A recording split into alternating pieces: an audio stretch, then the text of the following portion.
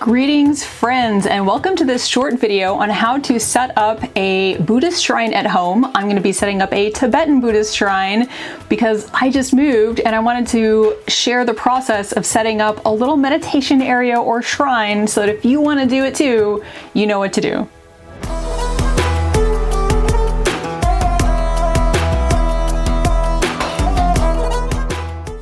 First things first, this is the most basic setup of my little shrine area. I have my meditation cushions here. This one is turned around so I can sit facing you and explain the shrine.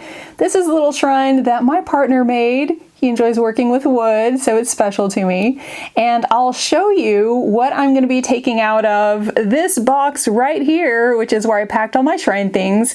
And I will show you exactly how I'm going to set up my shrine and the rules or the guidelines for how to set a shrine up in general, so whatever you want on your shrine, you know where to put it. This is a bit of an unboxing video because I packed this stuff myself, but I've packed it a few weeks ago now, so I don't fully remember what is exactly in this box. So here we go, let's discover it together. The first thing in this box is a handmade, warm and fuzzy wrap. So when I'm doing meditation up here in Quebec where I live now, I will stay all cozy. This was made, by the way, by Jerry, the operations manager of Dawn Mountain Center for Tibetan Buddhism in Houston, Texas, where I'm a member. It is lovely. It reminds me of my Sangha at home, so I don't need it now. It's summertime, but it'll be part of my shrine things when it gets cold again here in like 2 weeks. The next thing in my box of goodies is this little glass that I use to make offerings to the local deities and protectors. So if you're not familiar with this aspect of Tibetan Buddhism, there's a strong sort of shamanic element, and people believe that it's a good thing for your practice to be respectful toward the land and the spirits of the land where you live. I know that's not a perspective that necessarily all sort of modern Western practitioners take, but I think it's really valuable, to respect the place where you are. So I will be putting some saffron water in this little glass and making little offerings to the land once I get all that set up. And the next thing up is a really important set of implements for Tibetan Buddhist practice. These are the vajra and bell. So this is a vajra and this is the bell. This represents skillful means. This represents wisdom. So they have a lot of profound meanings, and in rituals you use them. Well, there's rituals that you do daily that you use the vajra and the bell in as a kind of reminder of the ultimate nature of reality. If you want, by the way, videos explaining any of these things in more detail, like the vajra and bell, just let me know in the comments and I'll create another video on these other items because they're all really interesting and I don't have time to go into them all right now. The next thing in my box of goodies is a little cloth to put down on the shrine before I set sacred objects on it. So putting a cloth or something nice on your shrine is considered a way of paying respect to the sacred objects that you're going to have in your shrine or on your shrine. And, it's also just an opportunity to have something kind of nice that you enjoy to make your shrine area beautiful and a place that you want to spend time in. And next I have another little decorative cloth for my shrine. This exciting tube is used to hold incense, which is used for making offerings to the sacred forces that we invoke when we do practice in Tibetan Buddhism. So this doesn't go on my shrine, but it's nice to have it nearby so I can get the incense when I want it. Speaking of making offerings, this is a candle. So light is a really traditional offering to make when you do practice or when you receive a guest. A lot of the rules of what you offer to the deities really actually come from ancient Indian ideas about what you would offer to a guest. So we're trying to offer the nicest things we can to these deities because the idea is that, like, say, the Buddha of compassion, the Buddha of wisdom, all these different sacred forces that we're invoking in our practice, they're actually joining us. So we want to have something nice to welcome them. So this is a candle. I've started dabbling in candle making I'm not very good yet, and that explains the next item in the box, which is coconut oil. I've been making beeswax candles, and if the wick is a little too enthusiastic, I can put coconut oil in and it slows down the burning speed. And again, on the topic of making offerings, this is a little essential oil diffuser. And I like to make offerings of essential oils when I do some practice, not only because it's a nice offering, it's scent. It's one of the traditional, I think, 6 offerings or 8 offerings, its number is slipping my mind right now, that you would offer to a guest and that are traditional to offer to, you know, again, the deities when you do practice. Instead of a traditional incense stick, which kind of makes the room smell as if somebody has smoked in it. I like to use essential oils most of the time, so that way it's just a nice scent. And if I were the deities, I would prefer that. I recognize I am not, but this is what I offer. Next up, very exciting, I have several different malas. I made a whole video on malas earlier, what they are, how to use them in your practice. So if you're interested in that, please take a look. I will link it above. But basically, I like to have a few different malas around, partly because people give me malas and it's nice to have them on my shrine as kind of a reminder of different people who are important in my practice life. Also, there are times when you might use a different mala for your practice instead of kind of the standard mala. I'll show you my standard mala in a moment, which is just made of wood. It's very simple and plain. So now we're getting to my daily use mala. This is what I use when I do the foundational practices of Tibetan Buddhism. And those are a set of practices which involve mantra recitation. You do them daily. So this is what I like to use for my everyday practice. It's just very simple. It's made of wood. And next, this is a Tibetan singing bowl. I did a little Googling online and it sounds like these singing bowls probably aren't really related to Tibet. People like to put the word Tibet on stuff just to try and like sell more of it. These probably actually originated in Japan, but they're called Tibetan singing bowls, so, you know, just going with it. I like to use this to sound it once to kind of open my practice, and then to sound it again when I close it. So it creates a kind of sacred time when during that time I'm not going to do anything else like checking my phone or just hopping up to do one errand or something. It's like opening and closing a specific thing that is going to take all of my focus and attention, which is practice, obviously. This is what is called a Zen. And in the school of Tibetan Buddhism in which I practice, which is the Nyingma school, there's a very strong tradition of lay practitioners, and this is the upper robe that a lay practitioner like me would wear. A lay practitioner is just someone who's not a monk or a nun, but they are a serious practitioner. And before we get down to the Buddha statues, I want to show you a few more fun things. So these are prayer flags. This is a sort of little bin where I keep my offering objects. But these are prayer flags, and on each little flag is painted one of the syllables of the most famous and widely used mantra in Tibet, Om Mani Padme Hung. If you're interested in mantras and want to learn how to use those, I'll link a video above where you can find out more about that. But basically, there's something sacred written on each little flag, and each of the flags, the colors are associated with the 5 elements. So if you're familiar at all with the 5 elements in Tibetan Buddhism, these are kind of like a reminder that everything is made of these 5 basic types of energy.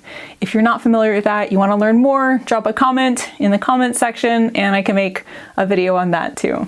And this little bin is where I keep saffron for making saffron water.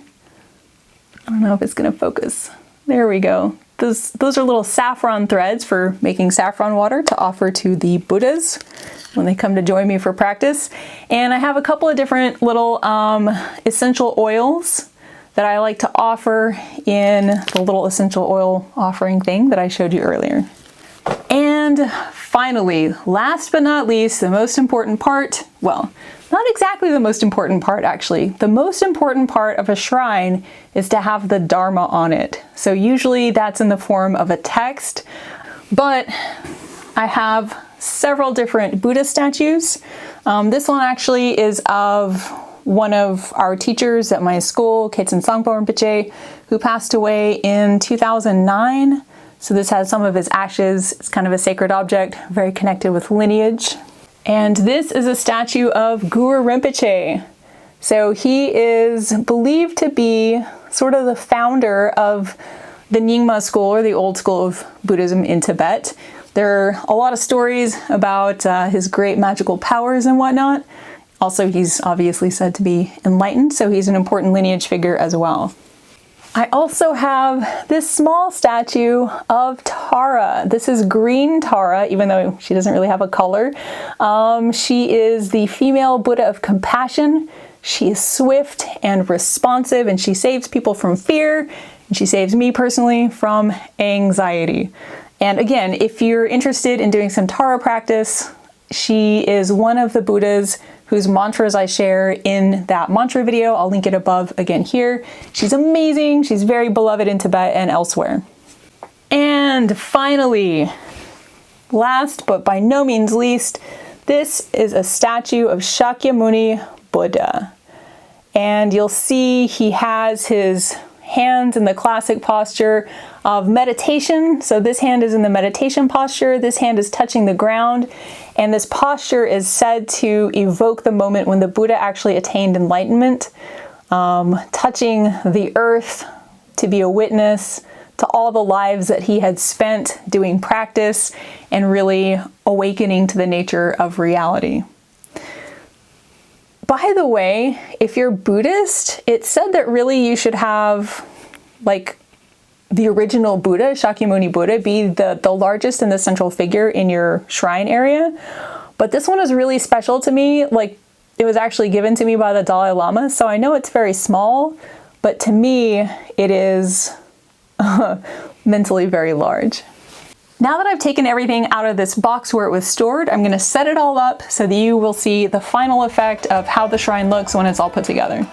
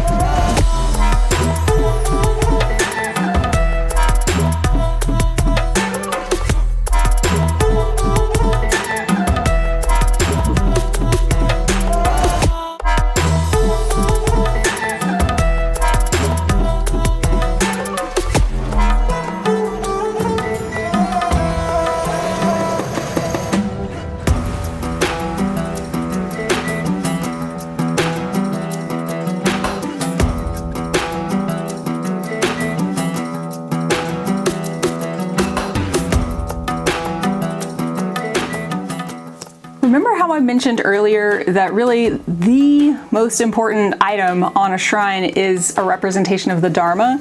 Well, this is what I use. So it's a very famous text by the great Tibetan master Longchen Ropcham, and the text itself is said to be an emanation of ultimate reality. So I feel it's a great thing to have on my shrine. It's very inspiring. Also, you can just take it down, read a sentence or two, have your mind blown, and then do some practice. So I'm going to set it in the central point of my shrine.